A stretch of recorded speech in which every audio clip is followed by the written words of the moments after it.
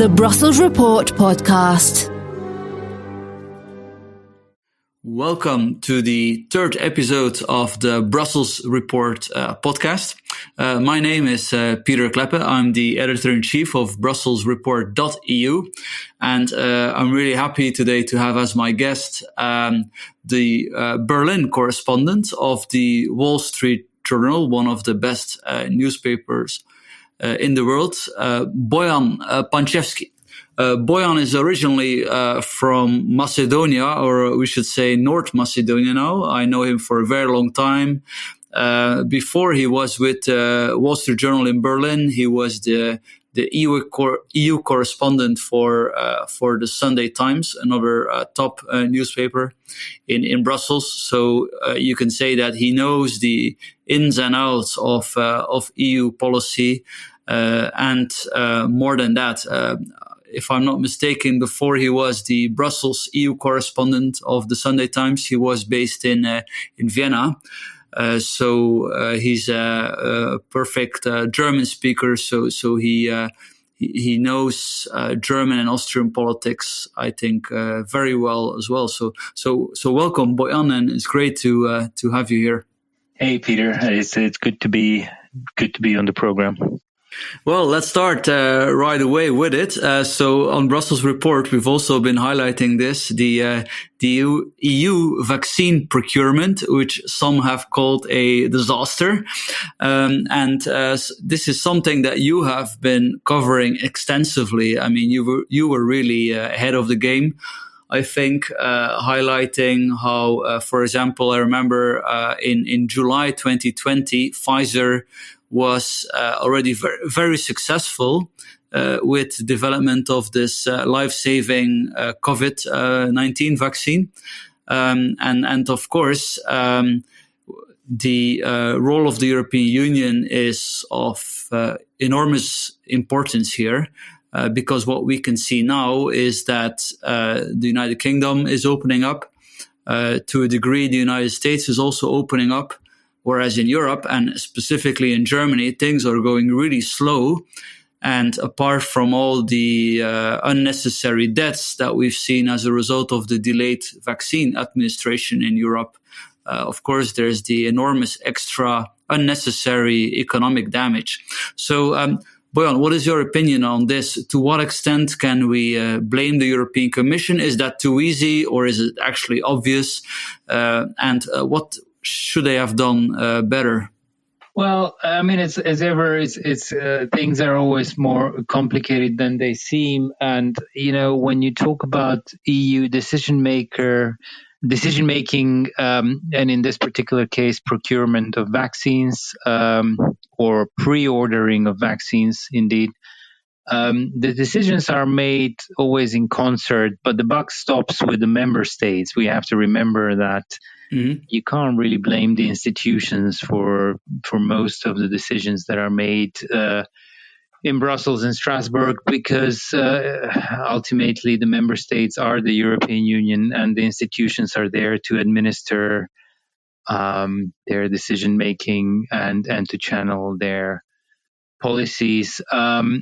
What happened was basically, from the onset, a group of EU countries, I think 7 EU countries, and that was mainly the countries that actually have a pharmaceutical industry, such as Germany, Italy, the Netherlands, and so on, got together and started a bit of an initiative to start purchasing vaccines as they were being developed, because I think some people were aware from the onset that there will be a fierce competition on the market for these vaccines once they're done, and that they would need to be pre-purchased already during the development phase. And part of the reason is obviously to secure the supply and to secure a shortest possible sort of delivery deadline once the vaccine is out.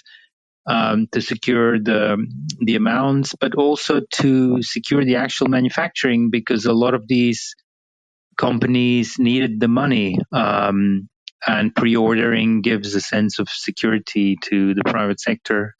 And in this case, obviously, the public was entirely reliant on the public, on the private sector.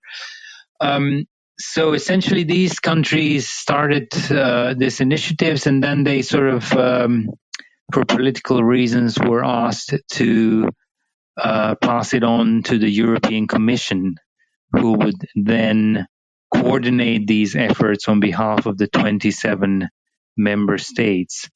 Mm-hmm. Essentially, when that happened, the European Commission is obviously experienced in doing certain things with regards to procurement, but mainly it approaches these matters like it approaches trade negotiations. And I think that's exactly what happened in this particular case. They sort of set up a committee called, I think, if I remember correctly now, the Vaccine Steering Committee, if I'm not mistaken, and member states were represented with a national official each in this committee, and they went about doing their business, and essentially they went about this thing the way they would go about doing a trade deal. And trade deals, as we know, are all about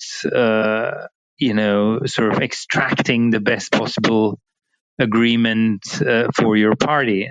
Mm-hmm. But in this particular case, obviously, matters were a bit different because this was a matter of public health, and there was a sort of disastrous pandemic unfolding, and speed was of the essence.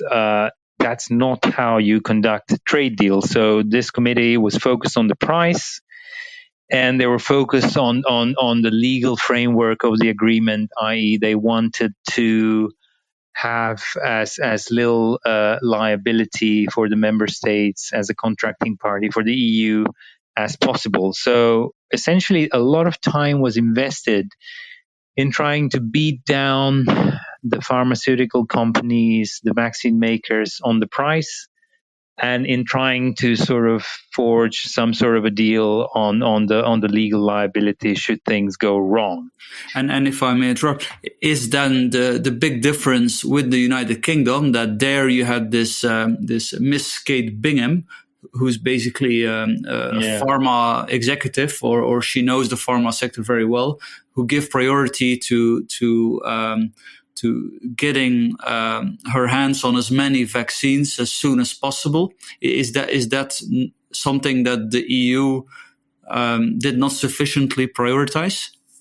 Well, I think that's probably what happened. I mean, if you look at the UK, you can compare what the EU did with what the United States did in terms of scale, because, they're sort of comparable in terms of population and size, the markets. And the UK, as you mentioned, the government appointed Kate Bingham, who's a venture capitalist who knows the private sector. And she it's a private sector person who then was supposed to deal with the private sector. And she tried to unleash the power of the private sector, and she didn't really ask for the price. She was, I think from the reporting I've seen, her goal was to get as many vaccines as quickly as possible from as diverse sources as feasible. And that's not entirely what the EU did, or rather what the European Commission did, but the European Commission tried to get the best deal. And in a way they did, they did get the best price on the liability clause. I don't think they really got anything. They claimed they did, but I looked at the contracts that were leaked by RAI, the Italian broadcasting company. And I think in the end, the liability always remains with the buyer on these things. So I don't think they did much on that. On the price, they got a good price, but at what cost? In contrast, obviously, the British, as you said, appointed a private sector person and approached this as a sort of a private sector, public sector joint venture. In the United States, it was very much the same situation. I mean, the government appointed Moncef Slaoui, which is basically a Belgium former senior pharma executive. He worked in a number of pharmaceutical companies. He's a vaccine expert. And he was in charge, basically operationally, of what they called Operation Warp Speed. Mm-hmm. And he was the chief sort of science / operational manager of that. And the other part of the project was managed by a 4-star general who was in charge of the logistics and sort of providing everything necessary to the private sector in order to produce these vaccines. And something else that happened in the United States is that they basically subsidized all of these companies to the tune of nearly $20 billion, I think 18, in excess of $18 billion. That was taxpayer money that was just given to these companies in order for them to develop the vaccines. And you have to remember, at the time when this money was approved, there was no clarity as to which vaccine would be successful and which company would actually end up producing a vaccine. Basically, Operation Warp Speed was betting on all the horses and was trying to sort of throw money at the private sector and see what happens. And astonishingly, most, if not all, of the companies they decided to subsidize did come up or will come up with a vaccine. I think one notable exception is Sanofi, the French company, which hasn't yet, I think, come close to putting vaccine out on the market. But most of the other ones have either produced a vaccine or are expected soon to come up with a vaccine. And notably, they include, Moderna and AstraZeneca, which interestingly is a European company, but received well over $1 billion from the American taxpayer. Now, obviously, that didn't happen in the European Union. What happened in the European Union was some countries, I think, at a national level, bilaterally supported some of the companies. Germany, notably, I think, paid 375 million euros to BioNTech, which is one of the companies that developed a very successful vaccine. But at an EU level, there was no massive subsidies program. There was nothing like the Operation Warp Speed in the United States. And although the administration of Donald Trump was much maligned and seen as sort of mismanaging the crisis, mismanaging the pandemic, one thing that I think beyond any debate they did extremely well was to throw money at the pharmaceutical industry that then came up with the vaccines and to help them whenever they could. I mean, interestingly enough, perhaps for your listeners, after Moncef Slaoui, the chief scientist of Operation Warp Speed, sort of retired from the project because the government changed and he had to go, Ursula von der Leyen, the president of the European Commission, asked him to advise her and the commissioners, I think, on how to improve their own vaccination program. And I spoke to him about this, and he told me essentially he sort of joined a video conference with von der Leyen, with some of the commissioners, I think with some national officials as well. Mm-hmm. And then when they asked him what to do to improve their efforts, he basically said, you need to help the private sector. Don't try to put limits on the private sector, or don't try to beat them down on the price, but try the opposite method. Try sort of throwing money at them. And for once, it was a good idea for the EU to spend a lot of money. Well, exactly. I mean, the EU is not exactly adverse to subsidies. If you think about the common agricultural policy, if you think about all sorts of gigantic policies that are pumping money into the private sector from the taxpayer, this would have been one occasion where that kind of approach would no doubt have been probably not too bad of an idea. But, that's what happened. In the end, when you talk to these officials, and I've spoken to some members of that vaccine steering committee, initially they were quite upset at the criticism from the public, because they were saying, I don't know, one of them told me, I don't see what the problem is. We got the best price out there. If you look at how much the British are paying, the Americans, the Israelis, how much they're paying, we're paying less than that. And of course, that's true. Strictly speaking, that's true. So if you think short-sighted, you don't have to be a great expert to understand that the cost to the economy. Well, that's the thing, who is in charge of the project, who is given guidelines to the negotiators, and how are these things done? And that, I think, process wasn't transparent enough, and probably it wasn't a good idea to appoint a steering committee. I think probably the best idea would have been for national leaders such as Chancellor Angela Merkel, such as President Emmanuel Macron of France, to sort of take the reins, to take charge of this process, and perhaps to have much more sort of streamlined approach to this. But, what happened. The EU has now a lot of vaccine, and I think by June they will be swimming in vaccines, essentially. Yes. So in the end, it paid off, but they had the crucial period of delay. I think they're sort of almost 2 months behind the United States, definitely 2 months behind the United Kingdom. And I think, obviously, as you said, it does matter if you're late in this particular game, because it's all about public health, it's about lives, it's about people getting sick, it's about hospitals being full, and of course, it's about the economy. The longer you wait, the more strain there is on the economy. Yeah, I think the bank Nordea, or it was a bank in any case, has projected that the opening in mainland Europe will be 2 months later than in the Anglo-Saxon world. So I think, yeah, that's quite something. I think that's pretty much what the experts have told me, that the EU is roughly maybe 2 months behind on the curve. I mean, we'll see. And things are speeding up. I mean, even in Germany, which was trailing behind, now things are looking up. I mean, there's much better supply. There's much, the systems are now working. They've allowed for GPs, for general practitioners, to vaccinate people, and they're doing that at scale. So I think things are improving vastly.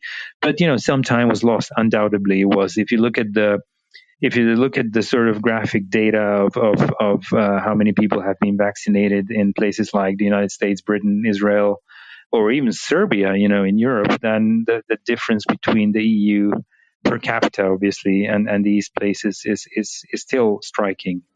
And maybe one more thing about vaccines before we move to German domestic politics. What do you make of all this? The reaction of the EU in particular to start restricting vaccine exports, or to actually largely threaten with it, because I think in practice they haven't actually restricted all that many exports. And what do you think of the argument that the UK is also doing it? That's sort of what some bureaucrats were saying, and the United States. I think in the case of the United States, it's of course undeniable, but perhaps the UK was different, as they sort of negotiated a priority deal, which is not entirely the same as legally overriding contracts. So what do you think of this? Has this been of great importance, or basically largely a political debate?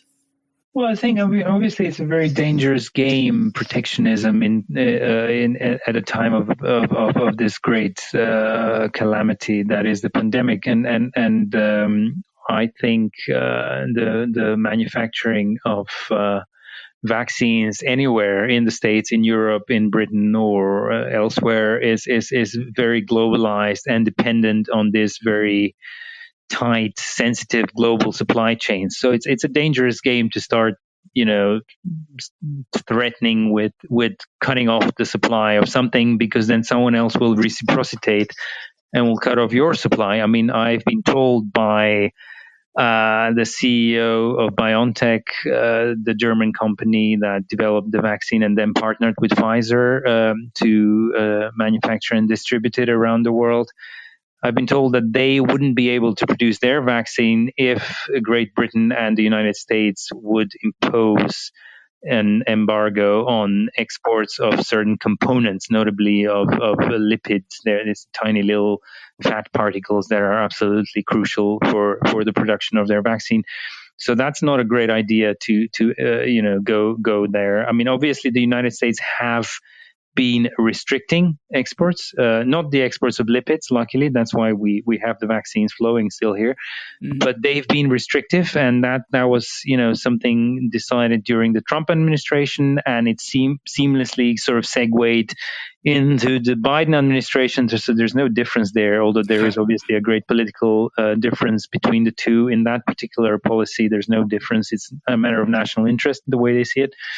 As for the United Kingdom, I mean, obviously they did have a deal with AstraZeneca, and they did support AstraZeneca in various ways, and they do see themselves as having a legal and contractual right to a certain amount of doses, and the EU came in later. Now, obviously, it's a matter of dispute. The details are being disputed by European Union officials.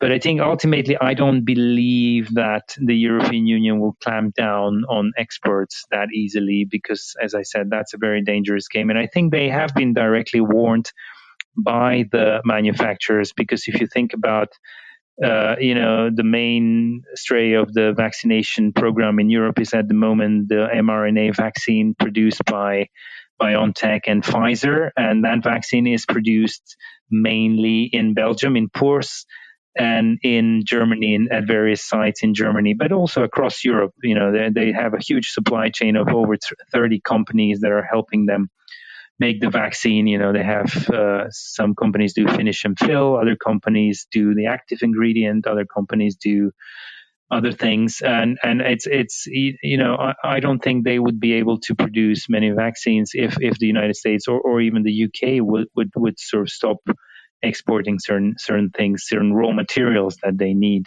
So I know that there was 2 months ago or more, there was a video conference between senior executives from BioNTech, the German Chancellor, Ms. Merkel, and other politicians. And I know that BioNTech explicitly warned the Chancellor and that sort of meeting that they would not be able to make the vaccine if they would be facing restrictions on imports from the United States, and I think from the United Kingdom. Yes. Okay, interesting and very important indeed to keep in mind, because we will probably need a third vaccine at some point. So there is no space for protectionist experiments, I would say. Let's maybe move to the upcoming Germany election this September, where, of course, Angela Merkel will no longer be chancellor after that. And what we see in the opinion polls is something, really quite amazing. The Greens that are overtaking the Christian Democrats as the leading party in Germany. So what's your take on this? And has it got something to do with people being tired of Angela Merkel, or is it maybe the COVID fallout? And in practice, if we would then have that new government with the Greens delivering the chancellor, or at least having a good chance to enter government, what are the implications specifically for Germany's EU policies? Well, I think it's going to be quite interesting. I think there's definitely a sense of fatigue with the current government and the current coalition in Germany. For the best part of the past, 16 years, Germany has been ruled by a grand coalition between Merkel's conservative bloc and the Social Democrats. Merkel herself has been chancellor for nearly 16 years now. It will be 16 years by the next election, which is in September. Perhaps people are tired of Ms. Merkel, but they're certainly not enthusiastic about her successor, Armin Laschet, who is not doing greatly in the poll. Mm-hmm. He is the prime minister of North Rhine-Westphalia, the largest federal state of Germany, and he's not an extremely popular figure. He's meant to replace her he basically did replace her as chief of the party, CDU, the Christian Democratic Union, and he will be their leading candidate for chancellor in the upcoming election, and it doesn't seem to be eliciting enormous enthusiasm among voters. If the polls are anything to go by, he's pretty low in the polls. So that's one thing. The leadership, in Germany, people obviously vote for a party, and the party tells them who will be the chancellor. And at this very moment, people are not hugely enthusiastic about the candidate of the Conservatives. So that perhaps plays a role, according to pollsters, according to polls. Also, the Greens stand for something new. They haven't been in power since 2005. Last time they were in power in a coalition with the Social Democrats under Chancellor Gerhard Schröder, who now works for the Russian energy companies, state-owned energy companies. So I think the Greens stand for something fresh, something new. I think they stand for environmental subjects which are of great concern to the German voters. Germans are always very interested in these themes, and the Greens stand for doing something about climate change, which is a huge concern according to polls in Germany.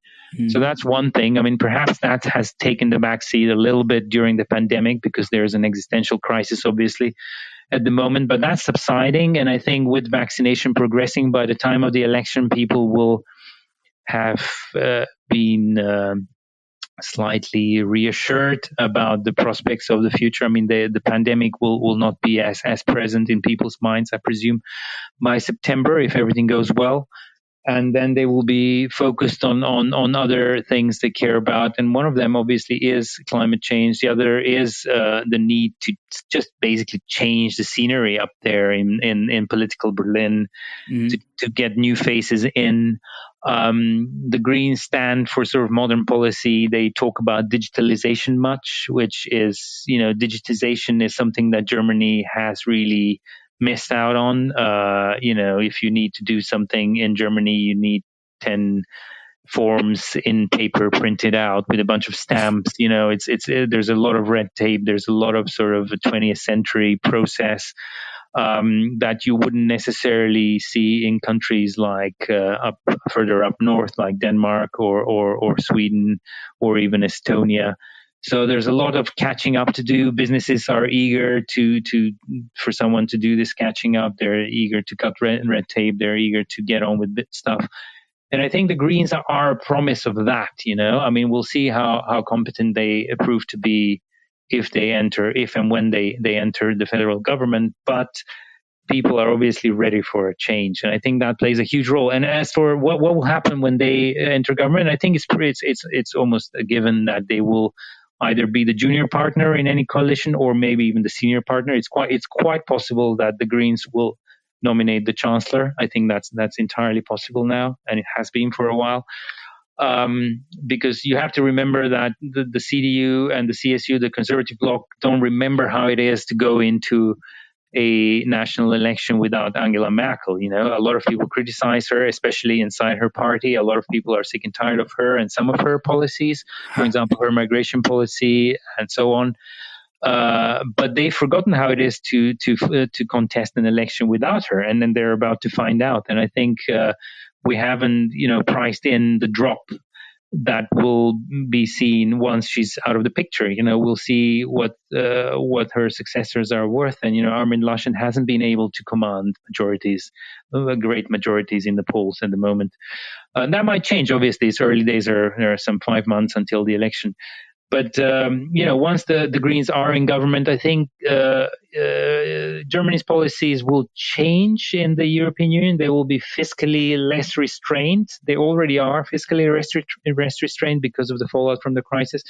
But I think all these projects that have been masterminded by Mr. Macron of France will become much more plausible all of a sudden. I think Germany will depart even farther away from the orthodoxy that had become the norm during the time when Wolfgang Schäuble was finance minister, which basically meant sort of strict control of how cash is spent in Brussels. There was a lot of thinking and talking done about moral hazard.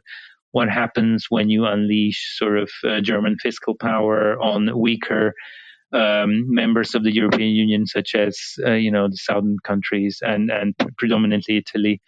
And I think we'll see a much more lenient approach towards these subjects, and that could be a boost for the European Union sort of fiscal union projects. It remains to be seen. I mean, of course, the Greens will become much more pragmatic once they're in government. So, I mean, the same thing happened last time they were in government. The Greens were kind of a protest party 15, 20 years ago.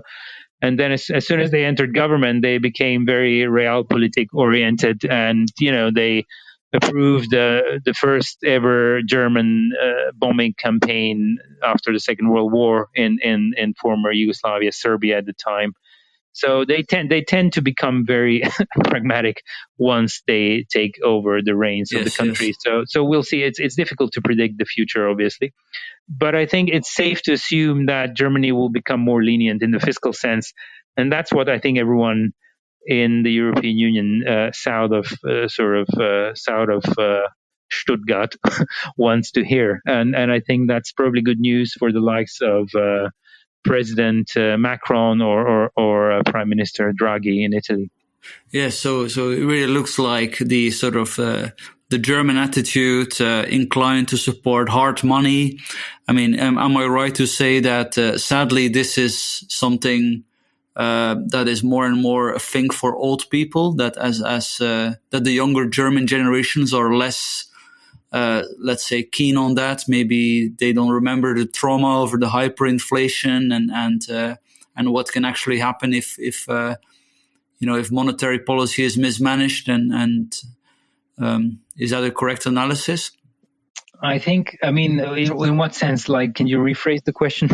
Well, I'm just wondering why we see the kind of change of heart, as you say, from Schäuble to basically being more relaxed about fiscal transfers, about loose monetary policy.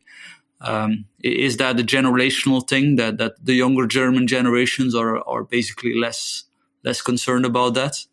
I think it's probably part of it. Yeah, I think it's probably part of it, because the younger generations of politicians that are about to step into the arena, such as Annalena Baerbock, who is the leader of the Greens and their candidate for chancellor, have been sort of socialized in a world where the European Union was something that came natural. They're believers in the European Union. They want much tighter integration. Some of them are quite federalist. They are in favor of fiscal union. They are not obsessed with balanced budgets. They're not obsessed with moral hazard. They're not obsessed with fiscal rigor. And I think that part of it definitely is the reason. And then the same will be reflected among voters, obviously. I mean, the other side of the coin is, and why did Merkel herself has had this change of heart, because she was the one who finally succumbed to the advances of Mr. Macron, and then sort of together with him proposed this great fiscal stimulus during the pandemic. Basically, it was because she's seen the writing on the wall. It does look pretty dire for some of the European Union member states in the Eurozone. It's all about the Eurozone here, and the pandemic has been a crisis of unprecedented proportions, potentially a lethal crisis for the currency union. So I think there is a sense even among the fiscal hardliners, and Merkel certainly leans more towards the sort of hardline camp than towards some sort of fiscal unhinged spenders of German treasure. So I think she saw that it's actually necessary to do something, because a lot of serious economists don't really think the Eurozone is a feasible construct going forward. And we have seen that in various crises. It had to be patched, it had to be upgraded, it had to be there had to be hidden or overt fiscal transfers, there had to be postponing of debt payment, there had to be trickery like what they did with Greece, pushing forward the liabilities, pushing forward in time, I mean. So, people know that something needs to be done if they're going to preserve the Eurozone, and I don't think anyone has an actual plan how to fix the Eurozone other than just, go step by step towards greater fiscal integration. Yes, that's definitely where we're, what has happened in the last 10, almost 15 years, you could say. Yeah, and Schäuble was talking about kicking Greece out, but obviously that didn't happen. And in the end, Merkel decided that would be too much of a gamble. That would be potentially a catastrophe for the markets. We saw what happened when Lehman Brothers went down. I mean, what would happen to the Eurozone if the whole country left? These are unforeseen things, and people don't want to rock the boat. And the closer you get, the more integrated you become, the more impossible it is to disentangle the whole thing. So I don't think anyone has a clear plan how to resolve these sort of ticking little time bombs within the deficiencies, the design deficiencies of the Eurozone than going forward and sort of integrating step by step, sometimes by stealth, sometimes overtly. So we'll see. But I think that's where we're going to in terms of German policy, definitely. Yeah, thanks. And actually, that brings me to the last subject I want to discuss, which I would say, which I would describe as Central and Eastern Europe. I mean, you are from Eastern Europe yourself, from the Balkans. I mean, you've been based in Vienna a long time, so I'm sure you know the situation very well. And I mean, going back to the Eurozone, indeed, you have these transfers now, but you see that people, as much as they sort of accept it as a way to keep the monetary union from exploding, there's a lot of discontent about it, and perhaps more and more we see the same about concerning the transfers to Eastern Europe, where the perception is that you have governments becoming more and more authoritarian, and EU leaders trying to decide this so-called rule of law mechanism to prevent that people like Viktor Orban can enrich their friends and family and build a power base on the basis of EU taxpayers' money. So, I mean, what is your opinion on all this? Do you think that this is justified, or do people perhaps see the 90s in Eastern Europe as a little bit too rosy in democratic terms? And secondly, when we're at the subject, what's your idea about the Balkans, where you have recently a lot of talk about potential border changes and people warning that this would be incredibly dangerous? So yeah, what's your opinion? Yeah, a lot of questions there.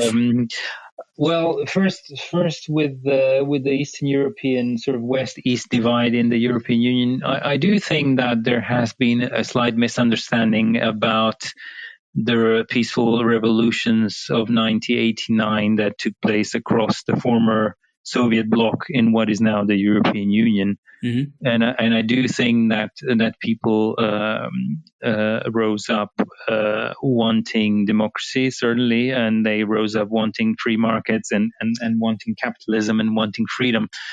But I think there are profound differences between countries such as Belgium, for example, where you live, and Poland. Mm-hmm. And I think if you look at the Polish elections in the past 10 years or so, the country is almost split down the middle between the sort of the ruling coalition and the opposition. And oftentimes in Brussels, when I say in Brussels, I mean the European Union institutions and the bubble around them, the party called the Civic Platform in Poland is seen as some sort of liberal, democratic alternative to the so-called PIS party, PIS party of Kaczynski.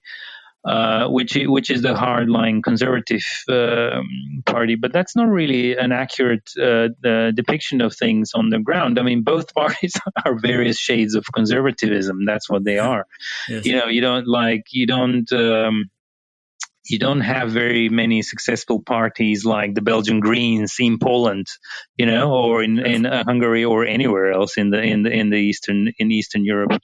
Not to a great degree that they would be a powerful political force, and certainly they would be nowhere near a majority. And the values that the majorities there hold are somewhat different. Views on immigration, for example, across the board in countries like Poland and Hungary are very different. They're much more on the conservative side of things, but on the conservative side of things, where in Western Europe, where they stood maybe 20 years ago, because if you look at the Conservative Party in Belgium, I mean, you have obviously several conservative parties and linguistic. Maybe that's not the best. Let's forget about Belgium; it's too complicated. But if you look at Great Britain, the Conservatives, the Tory party, and if you compare them to the Conservative parties in some of the Eastern European countries, I mean, the Tories are positively sort of, like social democrat liberal in comparison, in terms of certain policies, Mm-hmm. And I think that's something that's constantly overlooked. So while Poland is very much almost divided down the middle,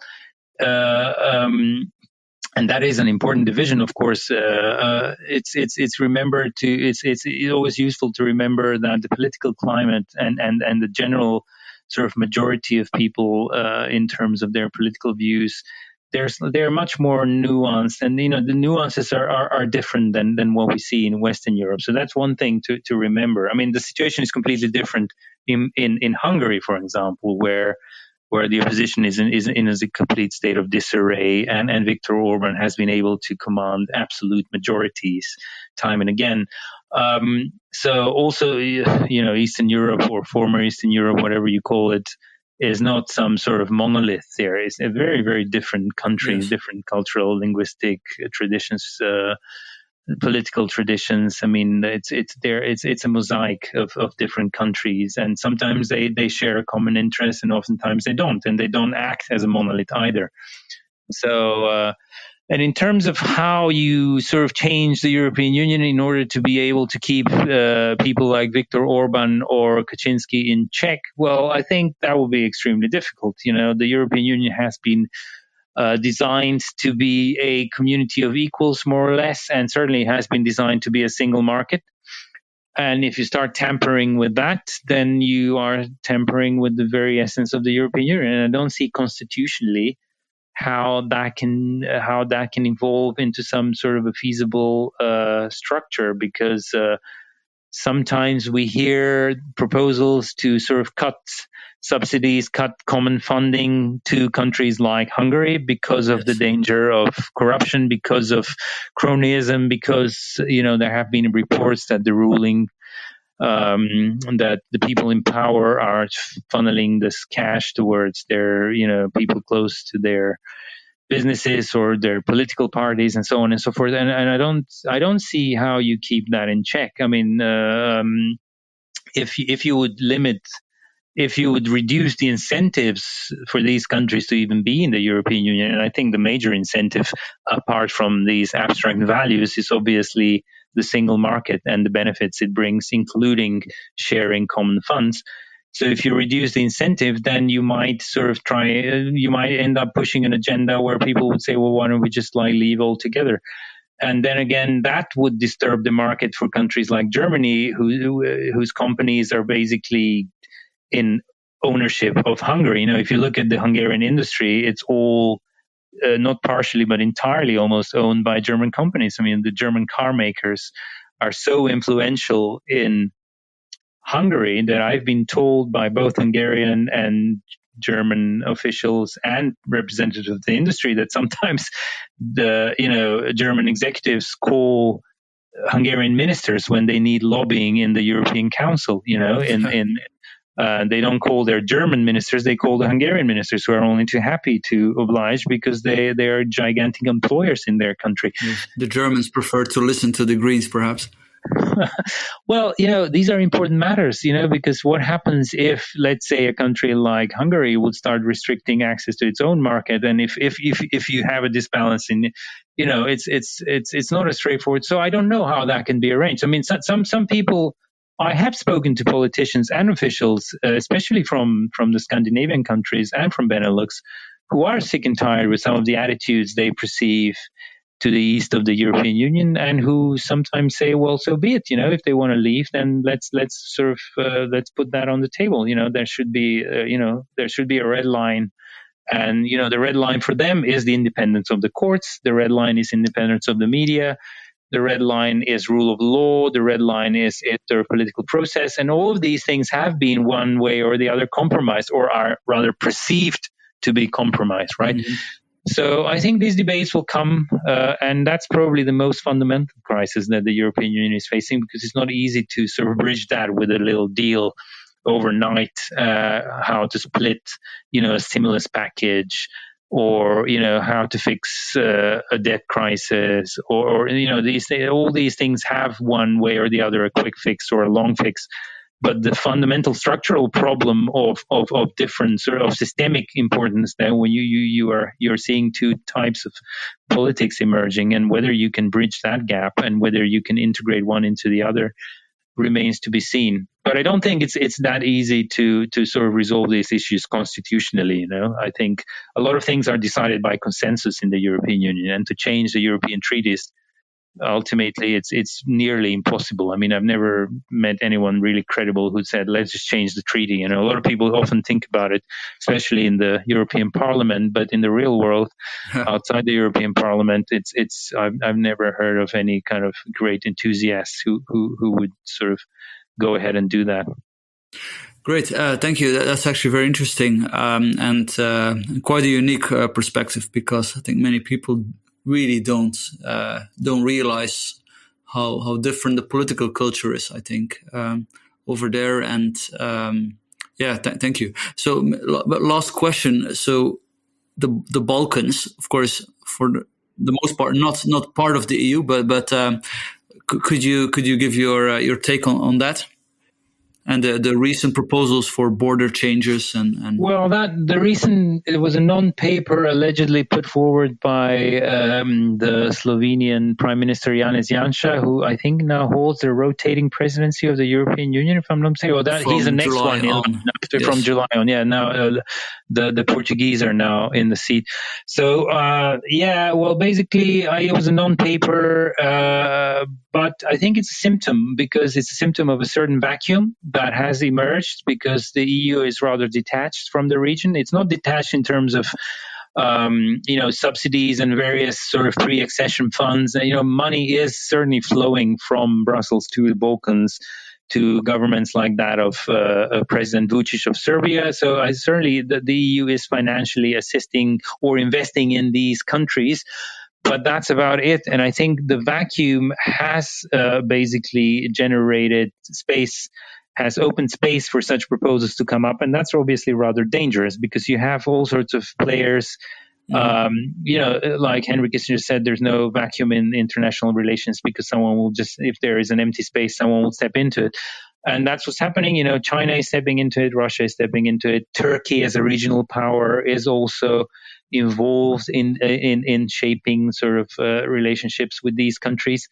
And I think the trouble is the European Union has never been able to get its act together when it comes to foreign and defense policy, security policy. So despite having what they call the European External Action Service, which should serve as some sort of a foreign office for the bloc, they don't really have a piecemeal set foreign policy. They don't share the same interests. France and Germany often have different interests in that regard.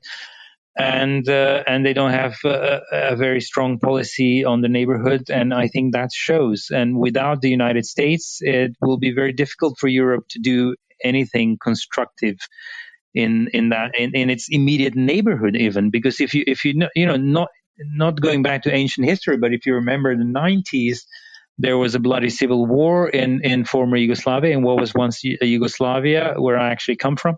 Mm-hmm. And that was resolved by the United States. Had it not been for the United States, God knows how it would have all ended, but certainly it wouldn't have ended because anything that the European Union was doing or was able to do.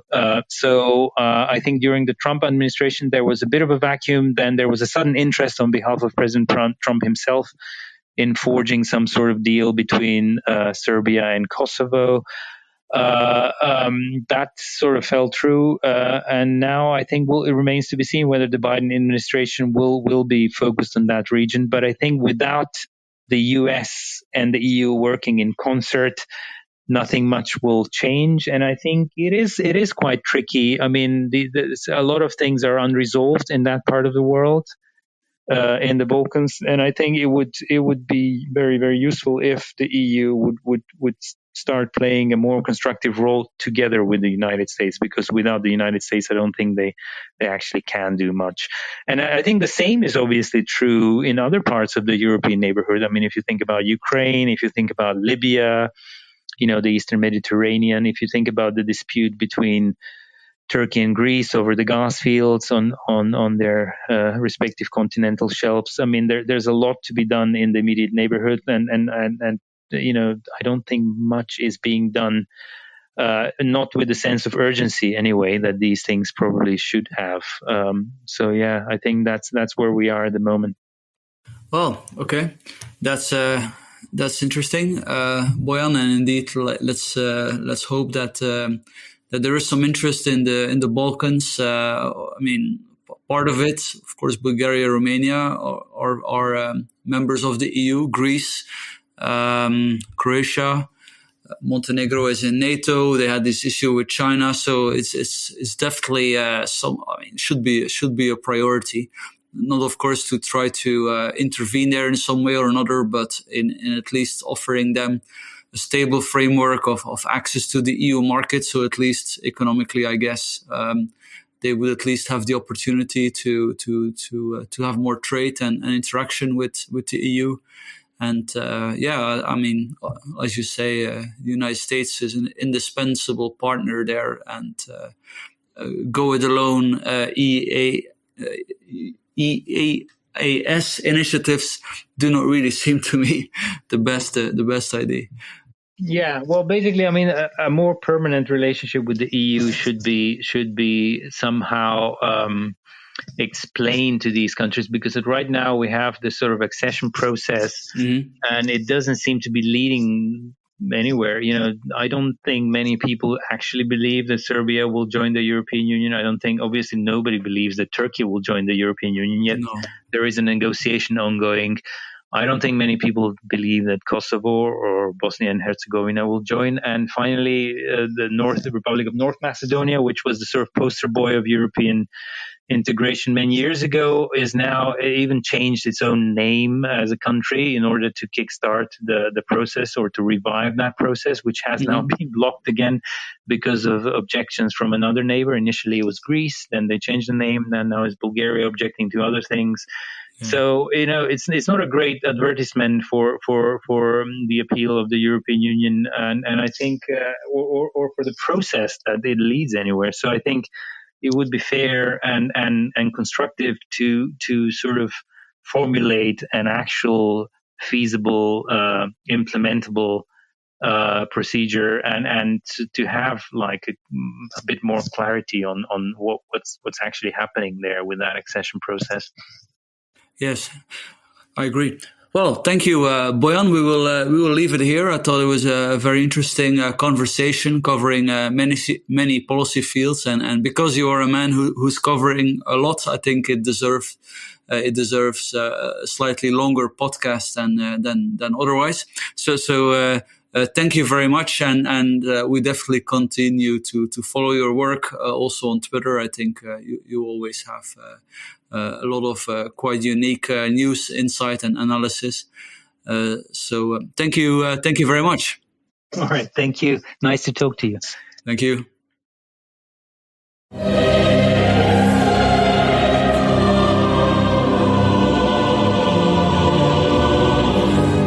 The Brussels Report podcast.